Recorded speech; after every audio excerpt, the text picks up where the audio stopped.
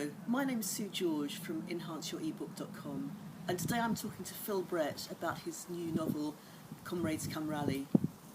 So Phil, what's your book about in a nutshell? Well, it's a thriller set in the near future in Britain. I should say it's in the future, but people shouldn't expect robots or flying saucers or anything. It's Britain very recognisable to our own, and the political and economic fabric of the country has collapsed, and revolution is looming, and against that there's a mysterious death that the lead character, Pete Calder, is brought in to investigate. So I would hope it's a mixture of a thriller, a whodunit, with a bit of humour, I would hope, thrown in as well. And would you say it was a dystopian or a utopian novel, or neither? That could depend on your political outlook, as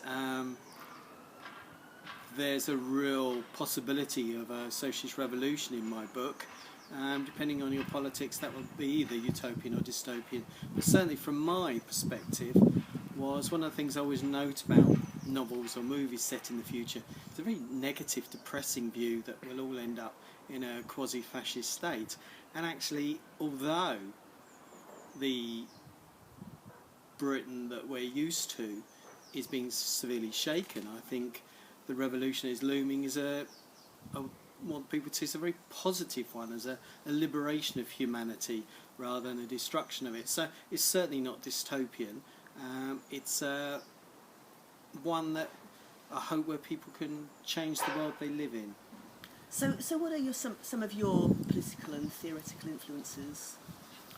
Well, I would say that I'm proud to be called a socialist, and there's an important element of that to the book. As I said, the fact that Britain is in a revolutionary upheaval is a main central aspect to the book. You could even say the main character of it. But you know, I wouldn't want people to feel that they have to know the Communist Manifesto inside and out before they actually get round to reading it. It is also a thriller. So as well as my politics, it's also a love of the hard-boiled detective novels of Russ MacDonald and Raymond Chandler. So my idea was how to have that sort of book, you know, the lone private eye, in a Britain where investigating something that the police would normally do. So I suppose it's a mixture. No, I was just going to butt in. Sorry. To say that your detective, your sometimes reluctant detective, Pete Calder, where does he come from in terms of all those hard-boiled detective novels that you were just talking about? Well, I wanted the classic of the genre is the sort of maverick, isolated from society. So it's in that tradition. There's also a tradition, certainly in certain Scandinavian novels, of a sort of rather isolated, depressed individual. So it's from that. But I wanted it to be, whilst being inspired by the sort of Philip Marlowes, they're quite sort of macho and self-assured. Pete Calder isn't like that. He's got, shall we say, lots of issues, and you know, he's a troubled individual who I hope can make a few amusing wisecracks. And one of the things that he's interested in, of course, is his clothes. And we just have to take a look at you here, Phil, to know that there's a lot of you in Pete Calder. Yeah, I think there's a literary term for that, and it's called lack of imagination. So yes, you could say that a lot of Pete Calder is based on me. Perhaps people close to me would say his personal issues as well, although without giving elements of the book away, I would hope not all of the issues. But yes, I mean, use what you know best, and thoroughly vain, shallow male, I thought of myself would be perfect to base the character on. So one of the things which interests me is the fact that it doesn't fit very neatly into a genre. So it's not a sci-fi novel, it's not a dystopian or a utopian novel, it's not straightforwardly a hardboiled detective novel either. So how's that been for you when you're thinking about who might want to read the book?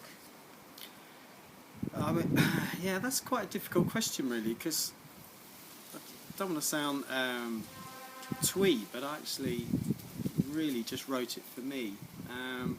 Coming back from a hard day's work, and it was a form of escapism for me. I'm a primary school teacher, so escaping the fun and jollity of teaching, it was a way of me escaping. So I didn't really think of who would be reading this. It's more like, this is what I was writing, this is what I was enjoying writing, and basically all the things that I enjoyed, I just threw into it.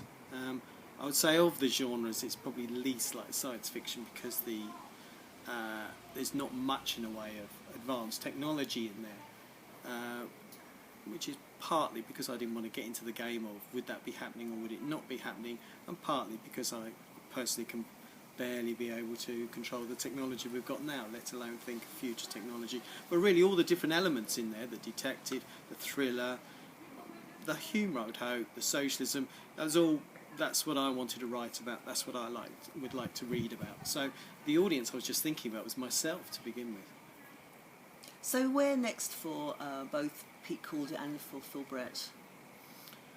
Well, one's easier to answer than the other. Where next for Phil Brett? Who knows? Probably downwards.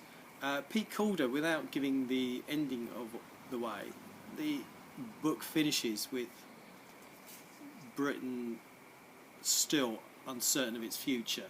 Will it remain a parliamentary democracy? Will it go into revolution? Will there be a fascist counter-revolution? So the next book hopes to explore what happens next, and in the final 2 chapters it is also exploring the,